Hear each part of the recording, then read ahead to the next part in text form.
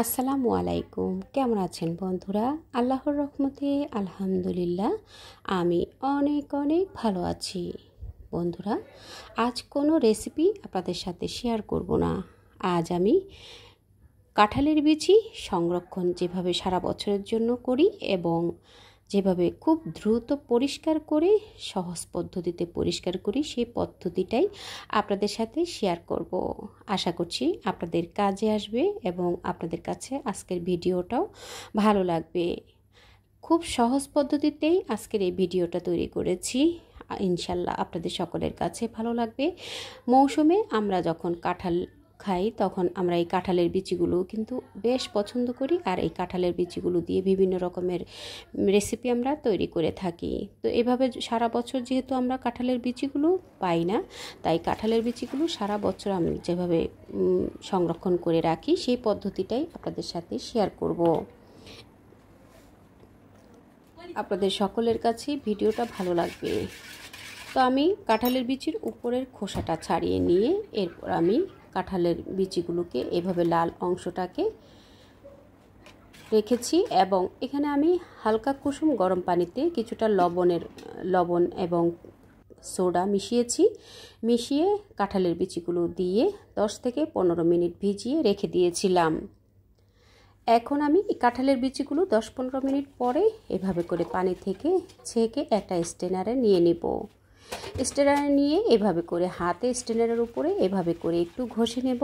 আপনারা চাইলে শিলপাটার উপরেও ঘষে নিতে পারেন, যার যেভাবে ভালো লাগে সেভাবেই করে কিন্তু কিছুক্ষণ গরম পানি লবণ এবং গরম পানিতে মিশিয়ে রাখার পরে এরপরে এভাবে করে কিছুক্ষণ ঘষে নিলেই খুব সুন্দরভাবে ক্লিন হয়ে যাবে। আপনারা চাইলে স্টিল মাজনি সবার ঘরেই কম বেশি থাকে, সকলের ঘরেই কিন্তু এই স্টিল মাজনিটা থাকে, এটা দিয়েও কিন্তু এভাবে একটা করে এভাবে করে ক্লিন করে নিতে পারেন। খুব দ্রুতই কিন্তু ক্লিন হয়ে যায়, যেহেতু আমরা লবণ এবং সোডার পানিতে মিশিয়ে রেখেছিলাম।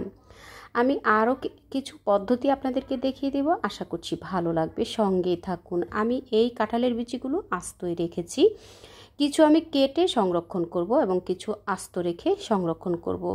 দুটো পদ্ধতি আপনাদের সাথে শেয়ার করব, আশা করছি আপনাদের কাছে ভালো লাগবে।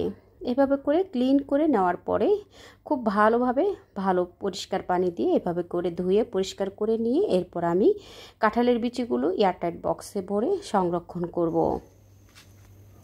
এখানে আমি আরও কিছু কাঁঠালের বিচি নিয়েছি। কাঁঠালের বিচির খোসাগুলো আমি এভাবে খোসা অবস্থায় এভাবে করে 2 টুকরো করে কেটে নেব। আমি দুটো পদ্ধতি দেখিয়ে দিব। আমি এভাবে করে ছুরি দিয়েও কেটে নেব, 2 ভাগ করে নেব, এবং আপনারা চাইলে বটি দিয়েও 2 ভাগ করে নিতে পারেন। আমি আরও একটা পদ্ধতি আপনাদেরকে দেখিয়ে দিব। এভাবে 2 ভাগ করে নেওয়ার পরে উপরের যে সাদা অংশটা থাকে সেই সাদা অংশটা আমি এভাবে করে তুলে ফেলে দেব। এরপর লাল অংশটা আমি যেভাবে পরিষ্কার করি সেটাও আপনাদেরকে দেখিয়ে দেব। খুব সহজ পদ্ধতি, আশা করছি ভালো লাগবে। আপনারা চাইলে এভাবে কেচি দিয়েও কিন্তু 2 ভাগ করে কেটে নিতে পারেন, কিংবা আপনারা আপনাদের পছন্দ অনুযায়ী সাইজ করে কেটে নিতে পারেন। বন্ধুরা, 2 ভাবেই কিন্তু আমি দেখিয়ে দেব। তো এইভাবে করে 2 ভাগ করে কেটে নেওয়ার পরে এই লাল যে অংশটা থাকে, এই লাল অংশটা পরিষ্কার করাটাই কিন্তু বেশ কঠিন একটা ব্যাপার। তবে আমি যেভাবে পরিষ্কার করি সেই পদ্ধতিটা কিন্তু ভীষণ সহজ, আশা করছি আপনাদের কাছেও ভালো লাগবে।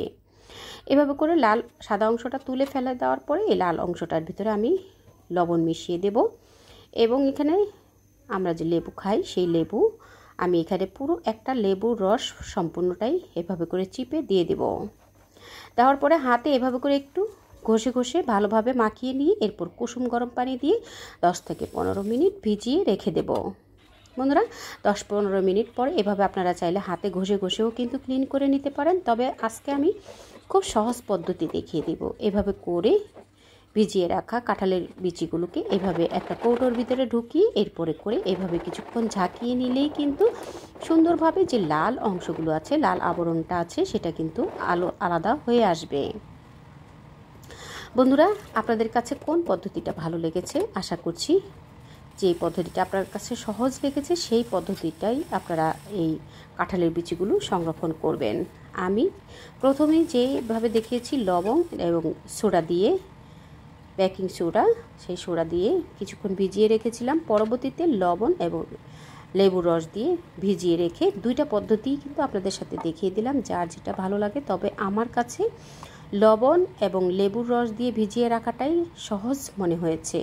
তো যার যেটা ভালো লাগে সেটাই কিন্তু আপনারা এই পদ্ধতিটা অবলম্বন করে সারা বছরের জন্য কাঁঠালের বিচিগুলো সংরক্ষণ করতে পারেন। কাঁঠালের বিচি খেতে কে না পছন্দ করে, সকলেই পছন্দ করে, কিন্তু খোসাটা পরিষ্কার করাটাই ঝামেলা মনে করে।